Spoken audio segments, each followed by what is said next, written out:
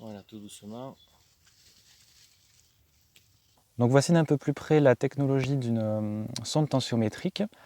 Donc la mesure qui est faite par ces sondes, c'est la capacité qu'exercent les racines pour aller capter l'eau dans le sol. Donc cette mesure est exprimée sous forme de pression en centibars. Vous avez le long du rang ici de maïs des jeux de 3 sondes, donc 3 sondes plantées à peu près 30 cm de profondeur et 3 autres sondes plantées à peu près 60 cm de profondeur, qui vont mesurer à ces différentes profondeurs la tension que vont donc exercer les racines pour aller capter l'eau. Donc tout ça nous fait une moyenne qui sont récoltées ici sous forme numérique. Donc vous avez plusieurs possibilités, soit un relevé manuel, donc directement sur les sondes qui sont implantées dans le sol, c'est la solution la moins coûteuse.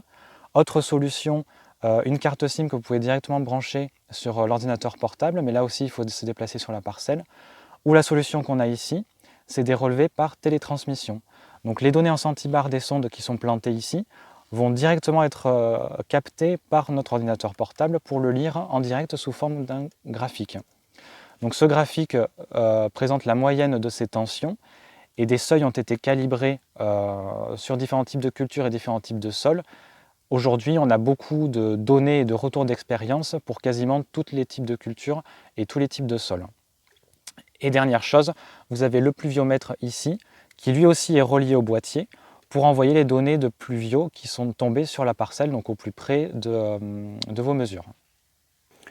Ça fait 5-6 ans qu'on utilise le système de sonde. Au début, c'était en sonde manuelle où on relevait les données. Et depuis 3-4 ans, ça se fait par SMS, par GSM. Donc on peut avoir les données directement sur le smartphone. Donc depuis qu'on a mis le système des sondes en place, suivant les années, on a pu gagner jusqu'à 2-3 tours d'eau sur la saison.